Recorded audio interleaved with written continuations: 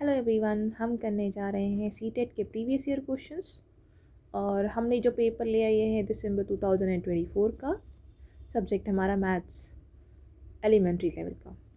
इसी तरीके की अगर आपको और वीडियोस चाहिए तो आप काइंडली मेरे चैनल को विजिट कर सकते हो। उसमें मैंने प्लेलिस्ट बना रखी है जिसमें इन्वायरमेंट एंड मैथ्स का मैंने डिस्कस किया हुआ है। और मैं ऐसी वीडियोस फर्दर डालती जा रही हूँ ताकि आप इसी साल की नहीं बल्कि आने वाली जब भी प्रिपरेशन करें तो आपको बेसिक्स के साथ क्वेश्चन मिले और आपको समझ आए कि किस तरीके के क्वेश्चन इसमें आ रहे हैं। ठीक है, तो यहाँ पर हम 44 क्वेश्चन में डिस्कस कर रहे हैं, 44 क्वेश्चन को डिस्कस कर रहे हैं। बाकी क्वेश्चन हम मैं और वीडियोस में डिस्कस कर चुकी हूँ।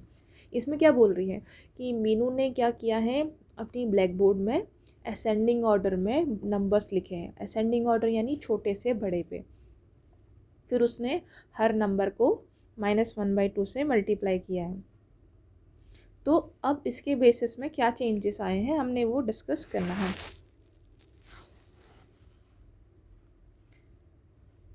तो सबसे पहले चलो हम मल्टीप्लाई करके देख लेते हैं जी हुआ क्या। अब 2 है, 7 है, 9 है, 12 है। हर किसी को मैं -1/2 से मल्टीप्लाई करूँगी तो क्या फ़र्क पड़ेगा इससे। देखिए, दो चीज़ इंपॉर्टेंट है इसमें, एक तो नंबर होता है और दूसरा साइन होता है।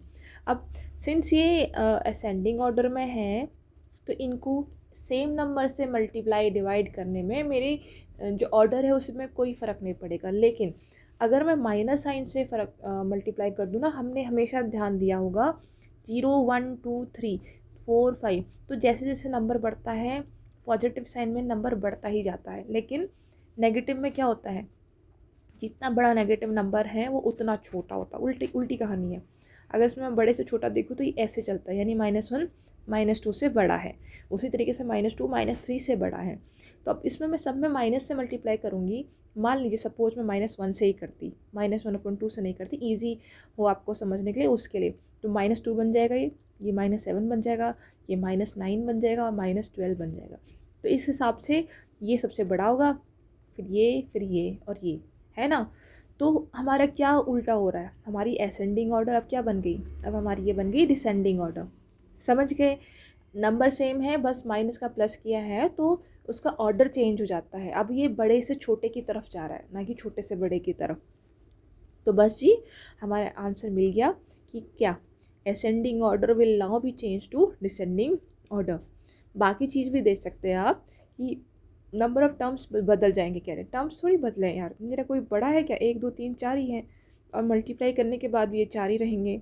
उसके बाद ये कह रही है कि ascending order of number will still remain the same. नहीं, माइनस से चेंज हो गया तो ये ऑर्डर तो सेम नहीं है हमारा।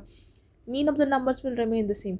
अब मीन तो बहुत दूर की बात है, मीन क्यों डिस्टर्ब होगा, नहीं होगा या होगा, हम करके देख सकते हैं। लेकिन हमें तो हमारा सही आंसर मिल गया है ना, अब हम उसमें नहीं घुसेंगे। तो आप अपने सही आंसर पे जाइए, बात ख़त्म। नेक्स्ट क्वेश्चन में बढ़ते हैं। Question number 45। अगेन ये एक स्टेटमेंट बेस्ड क्वेश्चन है जिसमें ये बोल रहा है कि अगर मैं मैथ्स के पर्सपेक्टिव में देखना चाहूँ कि कौन सी चीज़ों के बेसिस में मैं एक स्टूडेंट को एसेस करूँ, उनको जांचूँ, उनको परखूँ, तो इसमें से क्या होना चाहिए कि किसको कहूँगी कि मैथ्स अच्छी से आती है।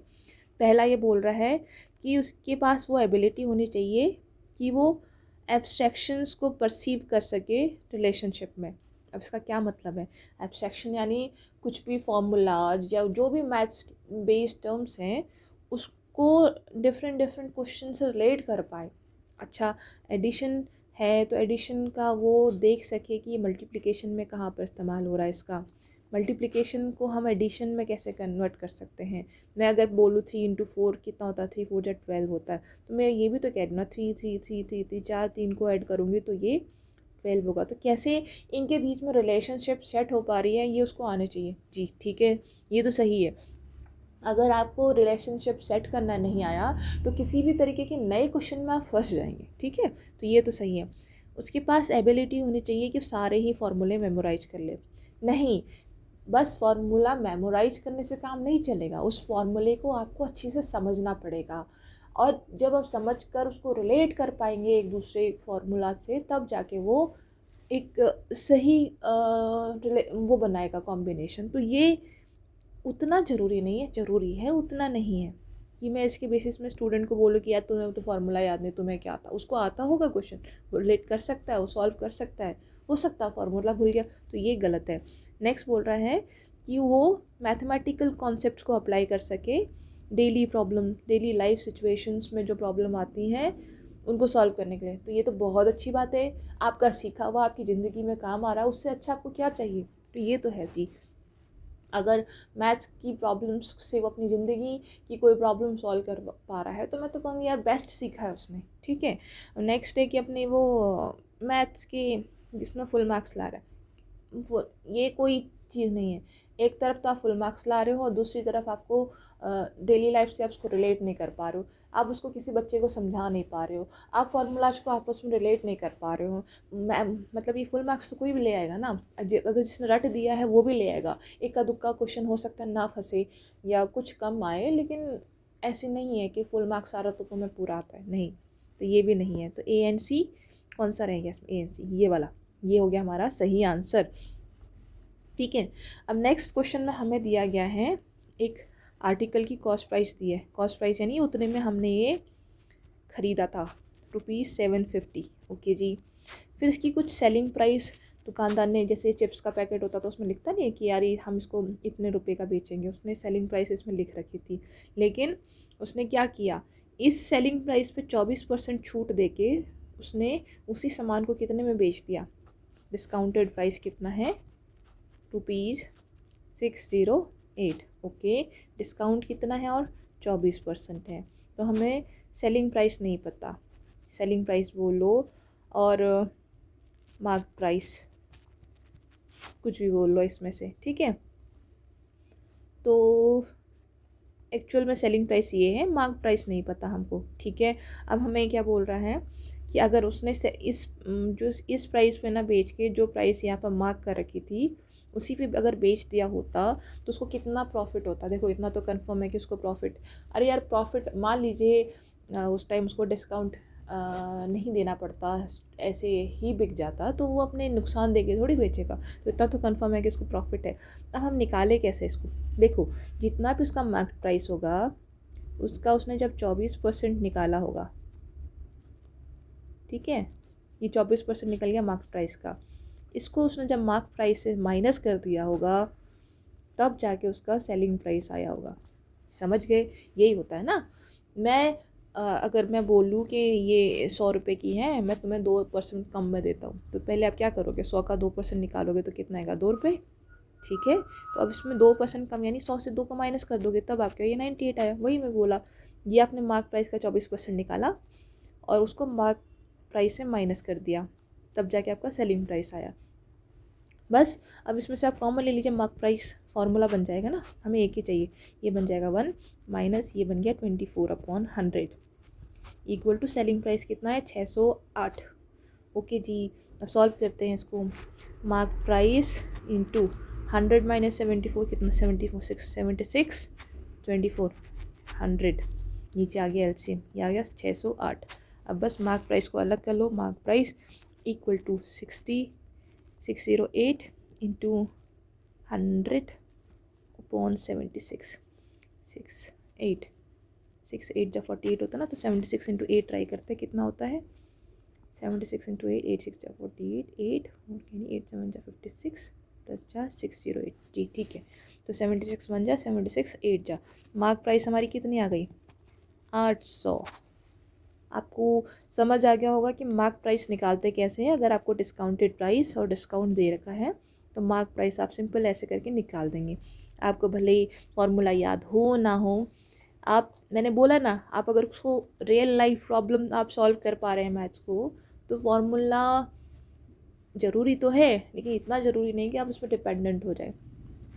तो जी हमारी मार्क प्राइस आ गई अब कितनी 800, यानी अगर आप क्वेश्चन पूछ रहे हैं कि उसने 800 पे ही बेचा होता तब उसको कितना प्रॉफिट होता, तो जी ये हमारा सेलिंग प्राइस बन जाएगा तब, और ये कॉस्ट प्राइस। तो प्रॉफिट कैसे कितना बना हमारा, सेलिंग प्राइस में से कॉस्ट प्राइस को माइनस कर दो, जितने में बेचा और जितने में ख़रीदा माइनस कर दो, सिंपल है। 800 में से 750 को माइनस करेंगे तो कितना आया 50 रुपये हमारा प्रॉफिट।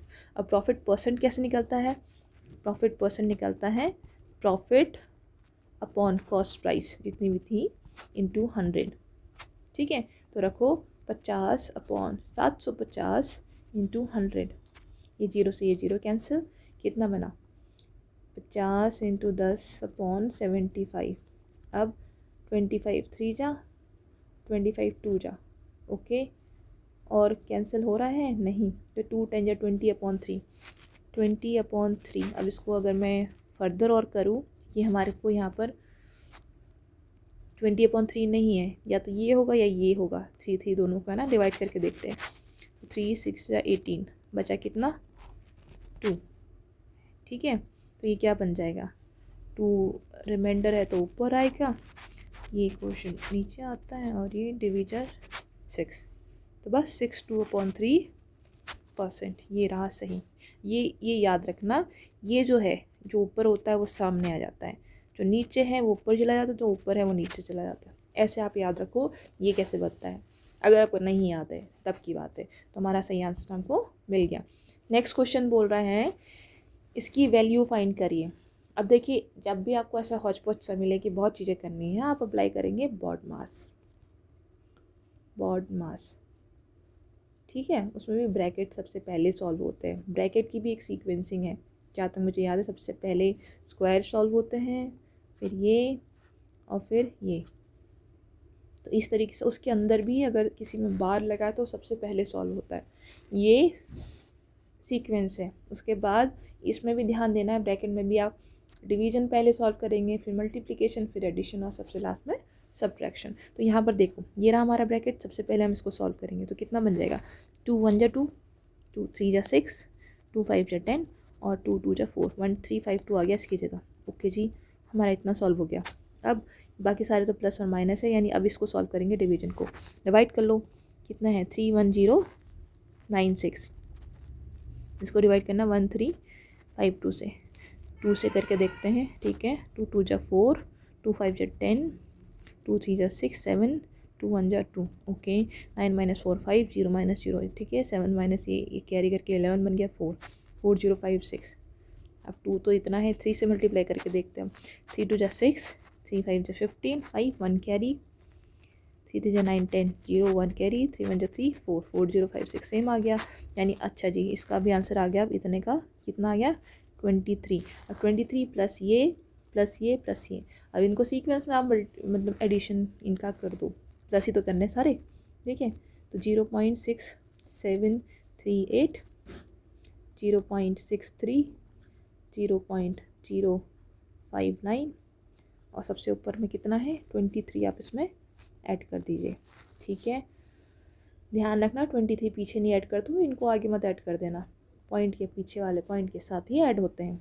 8 का 8, 9 10 11 1, ऊपर 1 कैरी, 7 1 8, 9 10 11, 11 5 16 6 1 कैरी, 6 6 12, 13 3 1 कैरी, 3 1 4, 24.3618।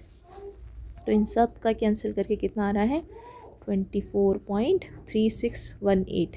अब मुझे माइनस करना है इसमें से 0.79, तो ठीक है। 24.3618 में से 0.79 को माइनस कर दीजिए। 0 0, 8 में से 0 गया 0, 1 में से 0 गया 1। अब 6 में से 9 तो जाएगा ना, तो इसको 16 बन जाएगा। ये 2 बन गया, ये 16, ओके। 16 में से 9, तो कितना गया 7, ठीक है ना।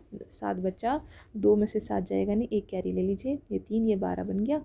12 में से 7, 8 9 10 11 12, 5 पॉइंट, 3 में से 0 3, 2 3.5718।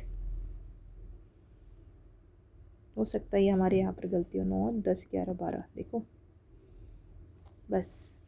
तो ये 2 है, 2, ये रहा सही आंसर, ठीक है। डरने की चीज़ नहीं है। आपको अलग से कॉपी नहीं चाहिए, आपको अलग से पेन नहीं चाहिए, जहाँ पर है घुचुड़ मुचुड़ करते रहो। देखो, आपकी बुक आपको मेंटेन करनी चाहिए, लेकिन जो पढ़ता है उसकी बुक फटेगी। जिसका जितना इस्तेमाल होगा उसका लगेगा, वो दिखेगा कि उसका इस्तेमाल हुआ है। नई सी बुक है तो यार मज़ा नहीं आता, और पता भी नहीं चलता कि बंदा पढ़ रहा है नहीं पढ़ रहा है, ठीक है। चलिए जी, कितने क्वेश्चन हो गए हमारे, 1 2 3 4।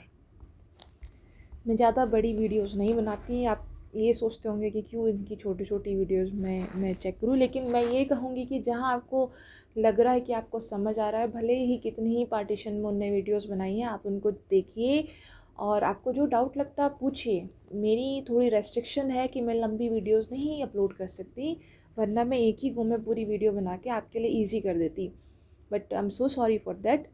मैं तो यही कहूँगी, keep learning, keep growing and खुश रहिए, मेहनत करिए। चलिए मिलते हैं अगली वीडियो में, फिर क्वेश्चन सॉल्व करेंगे और बेसिक्स के साथ।